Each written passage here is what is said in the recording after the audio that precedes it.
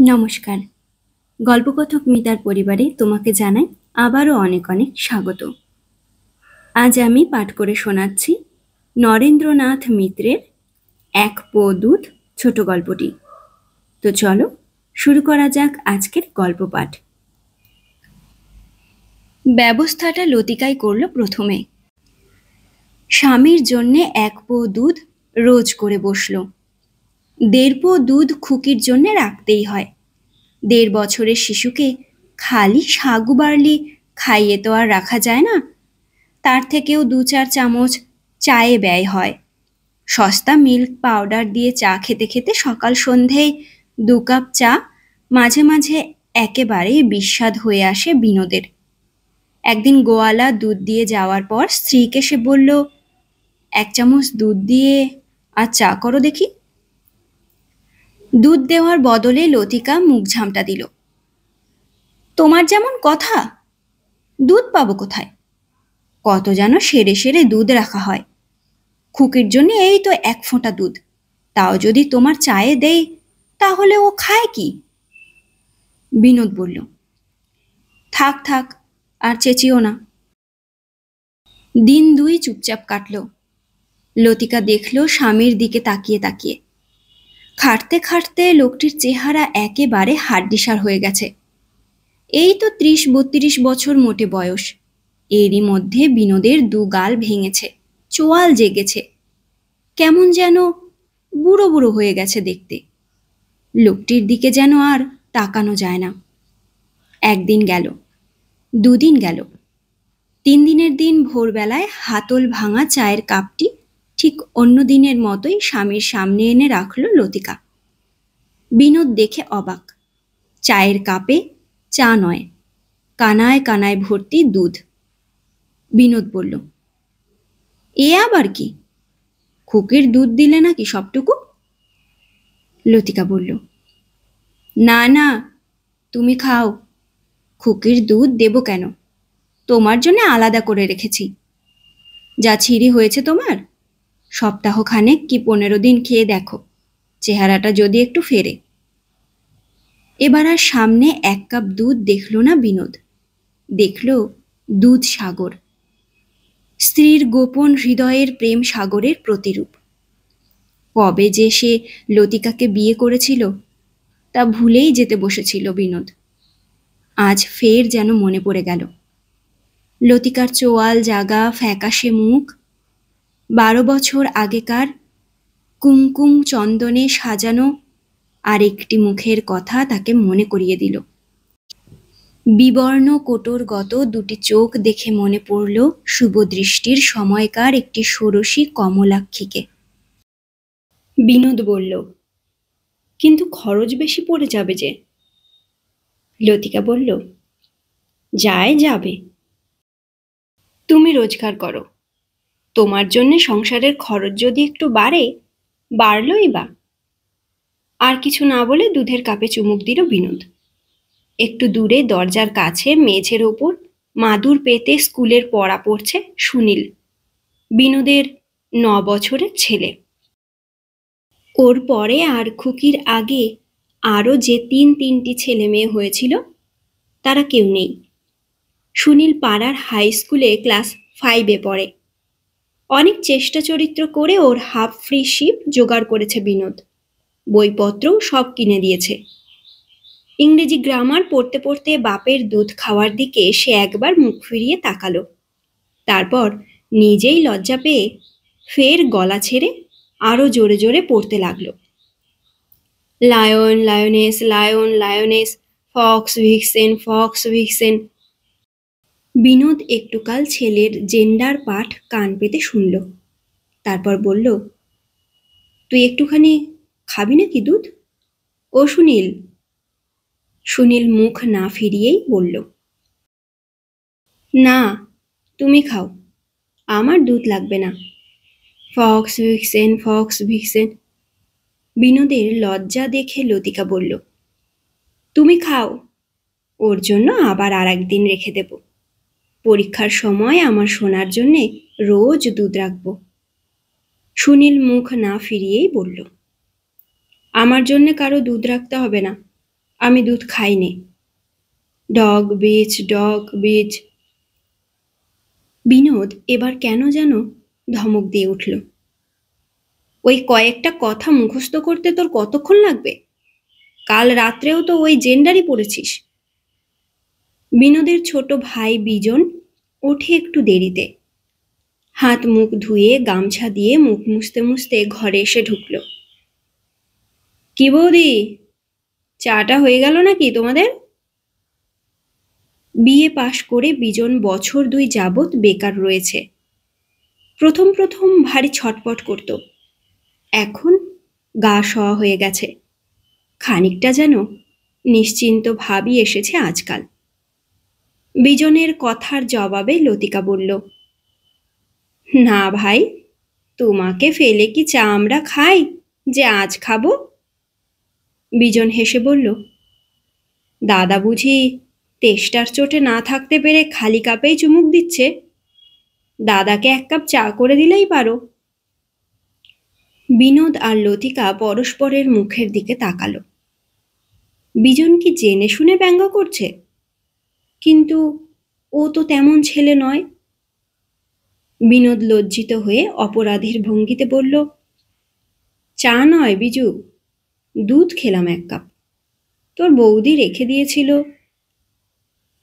বিজু লতিকার দিকে চেয়ে হেসে হেসে বলল, ও তাই বলো, চুরি করে করে দাদাকে খাওয়ানো হচ্ছে? বিজন একটু ঠাট্টা তামাশা ভালোবাসে, তবু অভাবের সংসার বলে ঠাট্টাটা বিনোদ আর লতিকার কানে যেন একটু কেমন শোনালো। দুজনের মুখই গম্ভীর হয়ে গেল। বিনোদ বলল, ওকে 1 কাপ দুধ কাল দিও। লতিকা বলল, দেব। বিজন মহা অপ্রস্তুত হয়ে পড়ল। আচ্ছা, তোমাদের কি হয়েছে বলো তো বৌদি? তোমরা কি ঠাট্টা তামাশাও বোঝো না আজকাল? দুধ কি আমি কোনোদিন খাই যে খাবো? দুধ তোমাদের কাছে কে চাইছে শুনি? চা দেবে তো দাও। একটু বাদে কেটলি থেকে 2টি কাপে যখন চা ঢালতে যাচ্ছিল লতিকা, বিজন হঠাৎ বলল, দুধের কাপটা ভালো করে ধুয়ে দাও বৌদি। চায়ের কাপে দুধের গন্ধ আমি মোটেই সহ্য করতে পারি নে। লতিকা কোনো কথা না বলে দেওরের দিকে একটু তাকালো, তারপর আস্তে আস্তে বলল, ধুয়েই দিয়েছি ঠাকুরপো, তোমার দাদার এটো কাপ তোমাকে দিইনি। পরের দিন লতিকা একটু আড়ালে এনে দুধের কাপটি দিল স্বামীকে। বারান্দার এক কোণে দাঁড়িয়ে এদিক ওদিক তাকিয়ে দুধের কাপে চুমুক দিল বিনোদ। ঘরের মধ্যে সুনীল আজ আর ইংরেজি গ্রামার পড়ছে না, স্বাস্থ্য পাঠ মুখস্থ করছে। দুগ্ধ শরীরের পক্ষে বিশেষ উপকারী। কে জানে ইচ্ছা করেই এই কথাটা পড়ছে কিনা। বিজন আজ আর বিনোদের ঘরে ঢুকল না, বাইরে দাঁড়িয়ে দাঁতন করতে করতে বৌদির সঙ্গে আলাপ করতে লাগলো। বিনোদ যাতে অপ্রস্তুত না হয়ে পড়ে, কে জানে ইচ্ছা করেই সেই জন্যে সে দাদার সামনে না এসে বাইরে দাঁড়িয়ে রইল কিনা। এমন আস্তে আস্তে দুধের কাপটি শেষ করল বিনোদ, যেন চুমুকের শব্দ কারো কানে না যায়। মাত্র দিন কয়েক এই সংকোচটুকু রইল, কিন্তু সপ্তাহখানেক যেতে না যেতেই সমস্ত লজ্জা সংকোচ ভেঙে গেল বিনোদের। এখন সে ছেলে, ভাই, স্ত্রী সকলের সামনেই দুধ খায়। দিতে একটু দেরি হলে জোর গলায় হাঁক দেয়, কই গো, দিয়ে যাও আমার দুধ, আমাকে এক্ষুনি বেরোতে হবে। লতিকা বিরক্ত হয়ে বলে, আনছি গো আনছি, দুধ না হয় ঘুরে এসেই খেতে, তোমার দুধ তো আর কেউ নিয়ে যাবে না। পটলডাঙ্গা স্ট্রিটে বাণী পাবলিশিংয়ে প্রুফ রিডারের কাজ করে বিনোদ। সবসময় কাজ থাকে না, মাঝে মাঝে 10-15 টাকার টিউশনি পায়।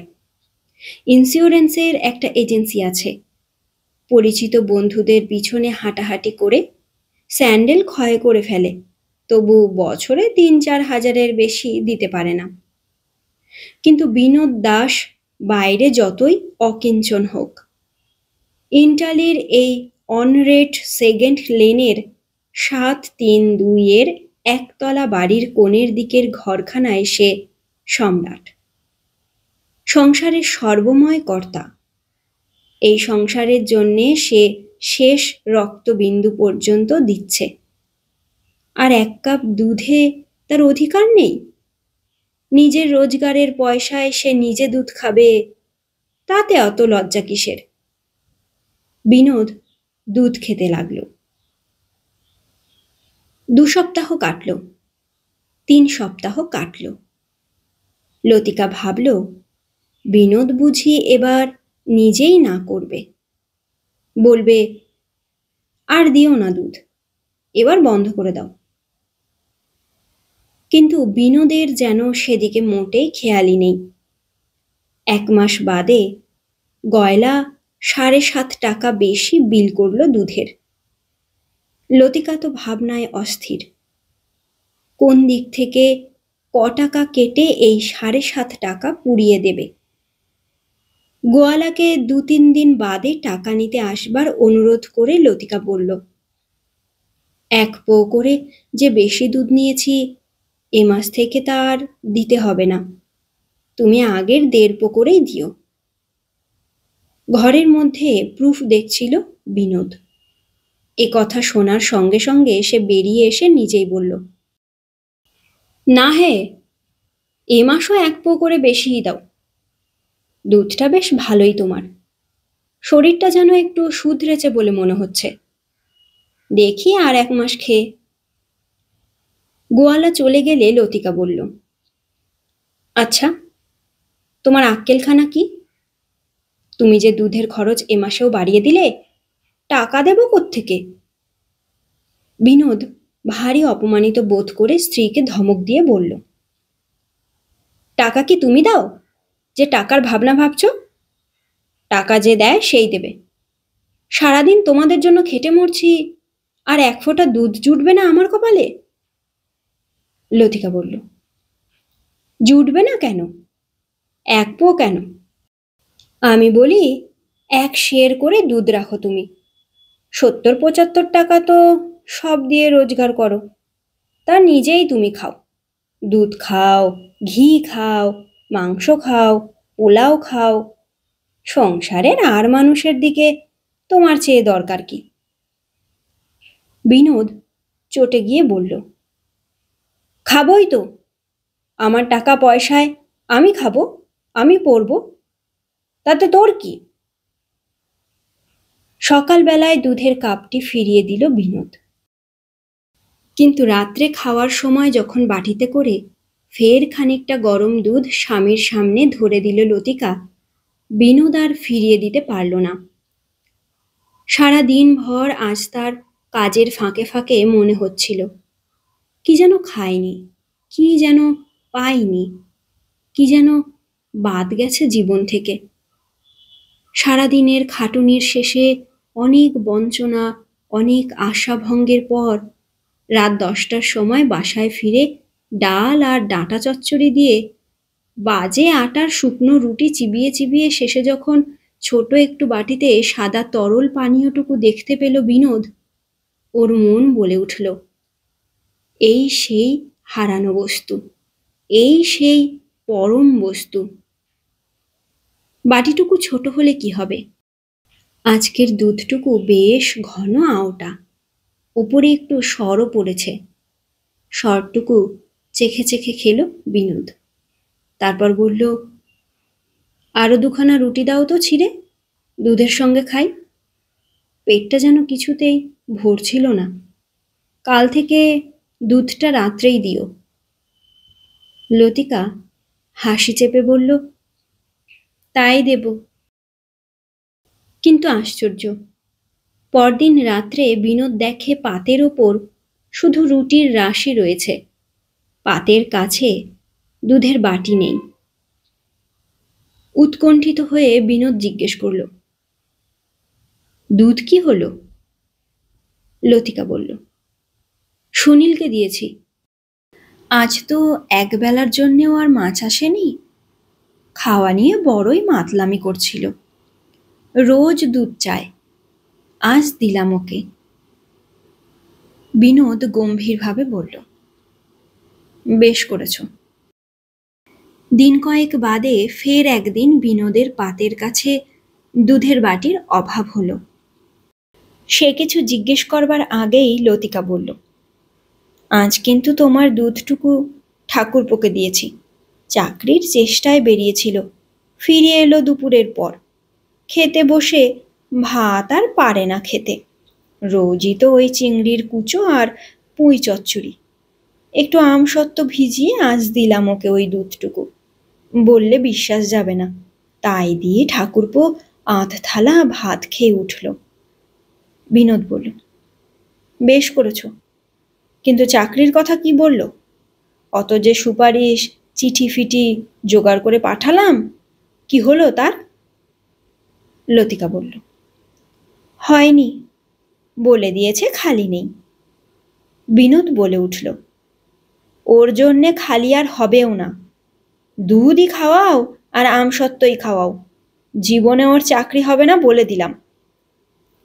বেশিরভাগ রুটি তরকারি ফেলে রেখে বিনোদ উঠে দাঁড়ালো। পরদিন থেকে ফের দুধ পেতে লাগলো বিনোদ। মাঝখানে আবার দু একদিন বাদ গেল। লতিকা বলল, ভারী দুষ্টু হয়েছে সুনীল, ভারী ছোঁচা হয়েছে আজকাল। টিফিন করতে এসে রান্নাঘরে ঢুকে কড়ার মধ্যে কাপ ডুবিয়ে দুধ চুরি করে খায়। ওকে নিয়ে আর পারা গেল না। বিনোদ বলল, হুম। লতিকা বলল, আমি কদিন ধরেই দেখছিলাম, আজ কড়া শাসন করে দিয়েছি। আজ তো একখানা চেলা কাঠ ভেঙেছি পিঠে। যদি প্রাণের ভয় থাকে, জীবনে আর দুধের কড়ার কাছে যাবে না।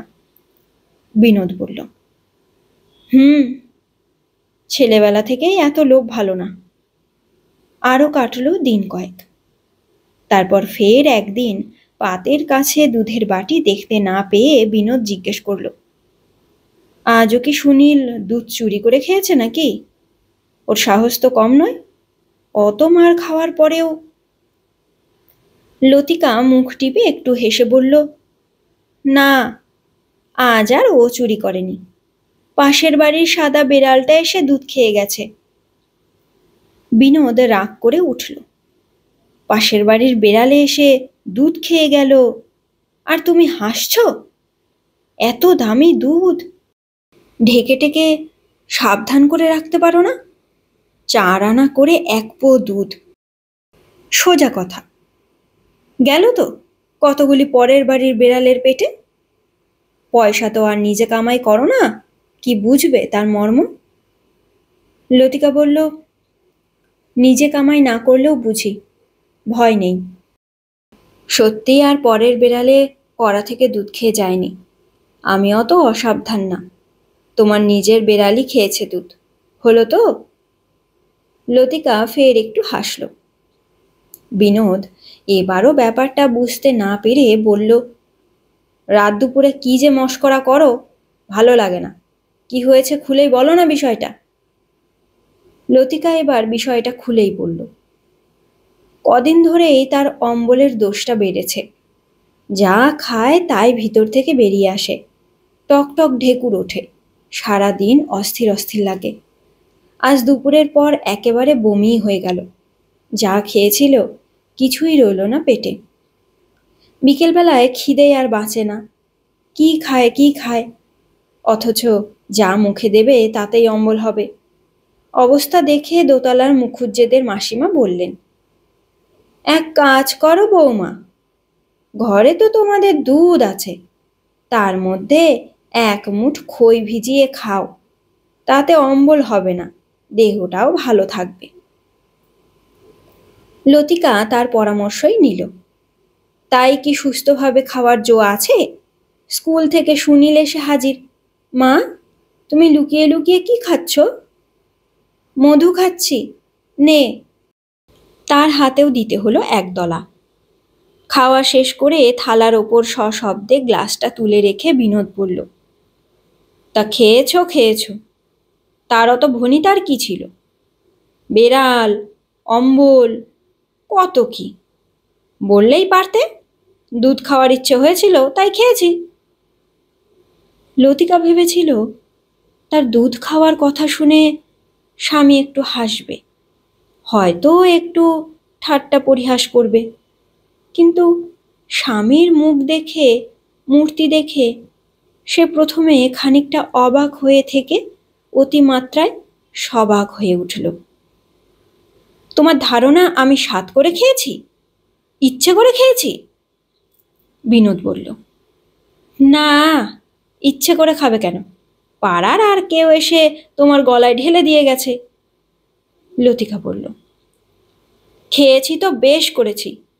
তুমি 30 দিন খেতে পারো, আর আমি একদিনও পারিনে?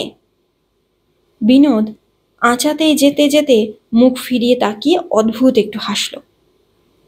আসলে সেই হচ্ছে কথা, আমি যে একটু করে দুধ খাই তা তোমার প্রাণে সয় না, তা তুমি দু চোখে দেখতে পারো না, হিংসেই জ্বলে পুড়ে মরো। লতিকা বলল, তোমার দুধ খাওয়া দেখে আমি জ্বলে পুড়ে মরি? মরি তো বেশ করি। বুড়ো বেটা তুমি, লজ্জা করে না রোজ রোজ সকলের সামনে দুধ খেতে? একদিন দুধ কম পড়লে তাই নিয়ে বাড়ি মাথায় করতে? এটো হাতেই বিনোদ রুখে এলো। লজ্জা করবে কেন রে হারামজাদি? আমি কি তোর বাপের পয়সায় দুধ খাই? নিজের পয়সায় খাই, নিজের খাই আমি। লজ্জা তোদের করা উচিত। পাশের ঘর থেকে বিজন এলো বেরিয়ে। কি কি হয়েছে? কি রাত দুপুরে কি শুরু করেছো তোমরা? কি নিয়ে ঝগড়া? লতিকা বলল, ঝগড়া কি নিয়ে শুনবে? খিদেই না থাকতে পেরে আমি আজ দুধটুকু খেয়ে ফেলেছি। বিজন বলল, ছি ছি ছি, তোমরা হলেটা কি বৌদি? গোলমালে ঘুম ভেঙে যাওয়ায় সুনীল উঠে দাঁড়ালো। একটু কান পেতে সকলের কথাবার্তা শুনেই সমস্ত ব্যাপারটা সে বুঝতে পারল। আস্তে আস্তে গিয়ে বিজনের গা ঘেঁষে দাঁড়িয়ে ফিসফিস করে বলল, জানো কাকু, সেদিন একটু দুধ খেয়ে ফেলেছিলাম বলে আমাকে কি মারটাই না মারলো মা। আজ নিজে চুরি করে খেয়েছে, আজ নিজে মার খাচ্ছে, বুঝুক মজা। বিজন বলল, ছি, ও কথা বলে না কাকু, যাও তুমি ঘুমোও গিয়ে। সুনীল খানিক বাদেই ঘুমোলো বটে, কিন্তু বিনোদ আর লতিকা সারা রাতের মধ্যে চোখ বুঝল না। এক ফোঁটা দুধের জন্যে এত কেলেঙ্কারি ছিল ভাগ্যে। লতিকা বারবার নানা সুরে নানা স্বরগ্রামে এই কথাই বলতে লাগলো। সংসারে এসে কোন স্বাদটা তার মিটেছে, শাড়ি গয়নার কোন সুখটা করেছে। সুখ তো ভালো, সারাদিন যদি সে না খেয়েও থাকে, কেউ আহা বলবার নেই, কেউ জিজ্ঞেস করবার নেই। লতিকা সারা রাত ফোঁস করে কাঁদতে লাগলো আর বিলাপ করতে লাগলো। বিনোদ বার কয়েক বিরক্তি প্রকাশ করে বলল, আহ, জ্বালাতন করে ছাড়বে তো। রাত্রি কি একটু আমাকে ঘুমোতেও দেবে না? কাল তো ভোরে উঠে আমাকে ফের কাজে বেরোতে হবে। ধমক খেয়ে লতিকার কান্নার বেগ আরও বেড়ে গেল। বিনোদ এবার স্ত্রীকে একটু কাছে টেনে নেওয়ার চেষ্টা করলো, বলল, সামান্য দুধের জন্যে? লতিকা বলল, হ্যাঁ, সামান্য দুধের জন্যে তুমি আমাকে মারতে পর্যন্ত গিয়েছিলে। আমি তো মরে গেলেও আর দুধ কোনোদিন মুখে দেব না।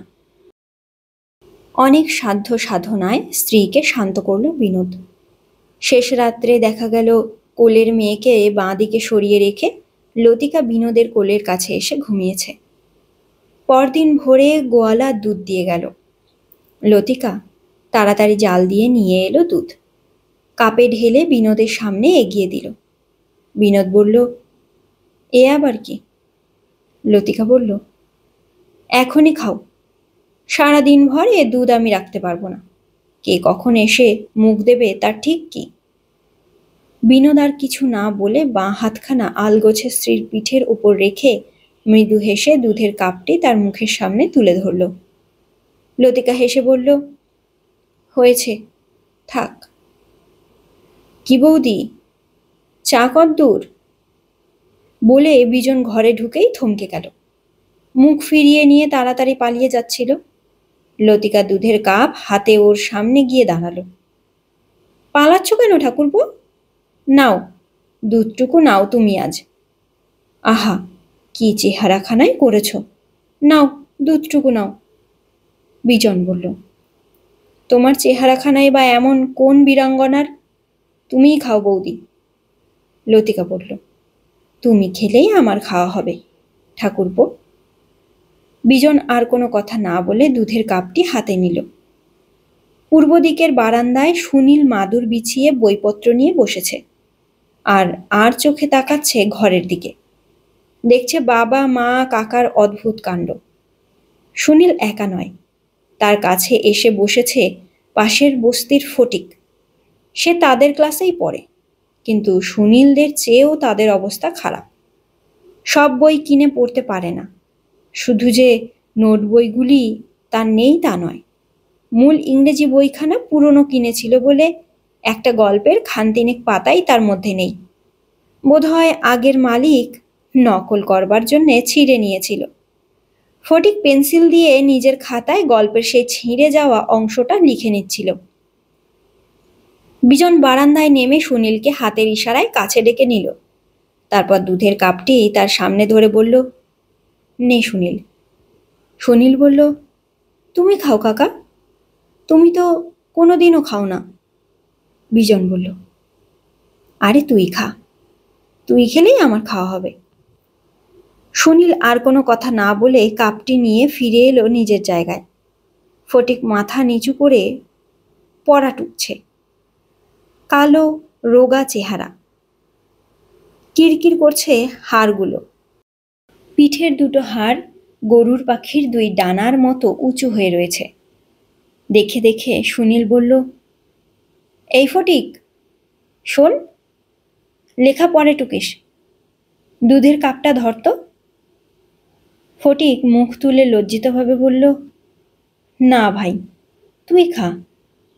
সুনীল বলল, আরে দূর পাগল, আমি তো রোজই খাই, আজ তুই নে, তুই খেলেই আমার খাওয়া হবে।